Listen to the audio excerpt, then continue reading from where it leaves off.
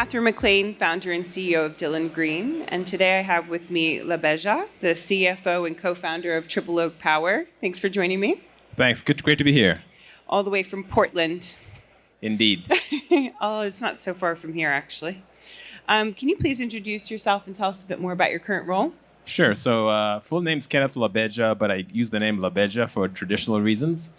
I'm the co-founder and CFO of Triple Oak Power, which is a wind plus developer, headquartered in Portland, Oregon, with a pipeline of projects across the country. Now, you're originally from Uganda and came to the US for your MBA, which you received from the University of Massachusetts Amherst. Since then, you've worked for KPMG, Credit Suisse, Avangrid, NRG, and now Triple Oak. Did you always know you wanted to work in renewables, and how did you eventually make the jump?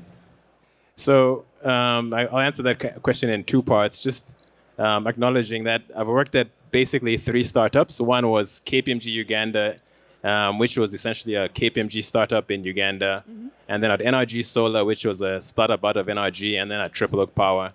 Mm-hmm. And so I've been at startups for my entire career, and it's been a lot of fun.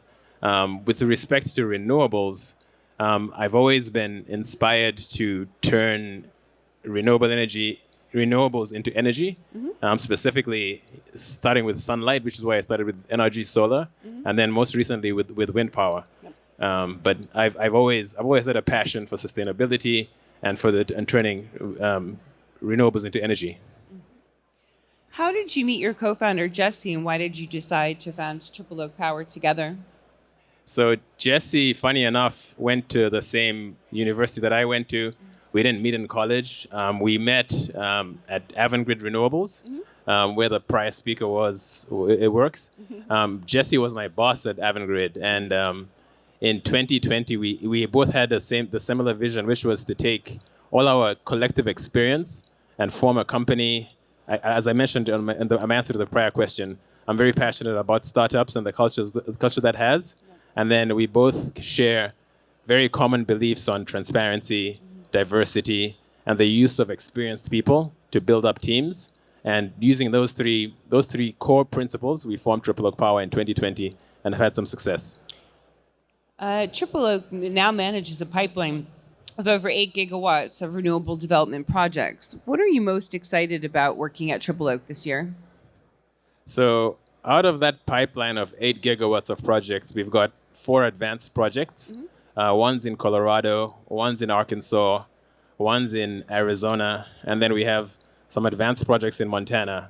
We're very excited to execute a PPA for one of those projects, mm-hmm. and move it into the pre-construction phase. That's the goal for this year, and something we're very excited about. What are the top challenges that you're facing in onshore wind projects, and how are you overcoming them? So the biggest challenge we face as an industry, I think as I'm sure has been mentioned ad nauseum at this conference, is the lack of transmission. Mm-hmm. Our strategy as an onshore wind developer is to site our projects near retiring coal farms. So a number of our projects are in proximity to retiring coal farms. Specifically, we have an Arizona project that is close to a retiring coal farm.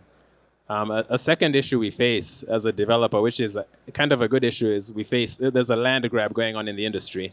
So we now, as an onshore wind developer, have other developers, competing for the same land that we're trying to get. So we go up against competition. A third thing we compete for is employees, and as we all know, the employees are the engine that builds the project, that develops the projects and gets them from an idea to being something that's constructible. And we overcome that with our culture, which is really built around, again, transparency, meaning we're very transparent on decision making with our employees, and then again on diversity of thinking, diversity of people on the team, and then on blending experienced people with junior folks who want to be in the industry. Triple Oak was recently acquired by Energy Capital Partners. Can you share a bit more about this and how it's impacted your work, if at all? Energy Capital Partners allows us to be a Wind Plus platform, is a believer in our view in terms of contrarian thinking. A lot of our competition is focused just on solar, as opposed to us with our Wind Plus strategy. The group at Energy Capital Partners are very much our partners in the way they think and the way they support us. So it's been a really great transition, and we look forward to success with them.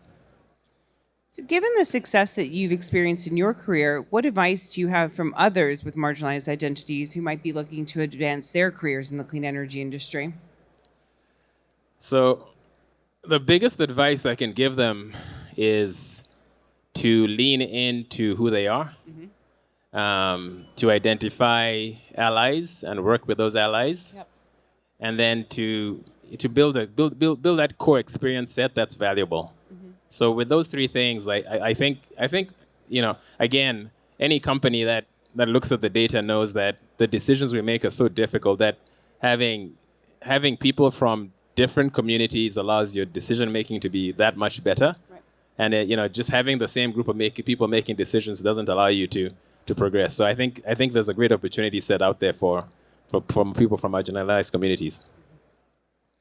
You're a strong advocate of increasing diversity in the industry. You've participated in the Energy Scholars Mentorship Program, which is sponsored by Level 10 Energy, Energy GPS, Microsoft, University of Washington Clean Energy Institute, and Vestas Steelhead Americas. Can you share more about this program and why you think it's important? So the Energy Scholars Program was formed in 2020, and we had their first cohort of students in 2021. The group that formed it, the person I know really well is Tim Belden from Energy GPS. He's a big proponent of the program. And the program, frankly, was formed kind of as in reaction to the murder of George Floyd, and looking inward at our industry and the lack of diversity in the industry.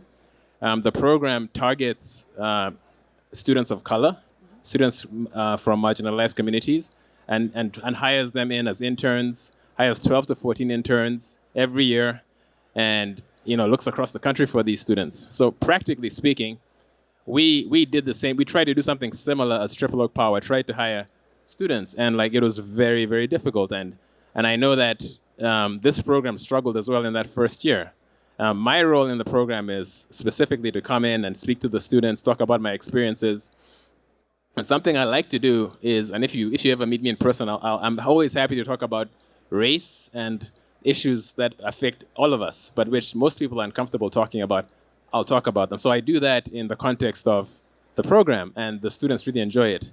So I kind of going back to the program and how it was formed, and what's happened with that program is that in that first year, the program struggled to find candidates, and over time, the program has grown. It's gotten sponsorship, as has been mentioned, from Microsoft. It's got University of Washington participating.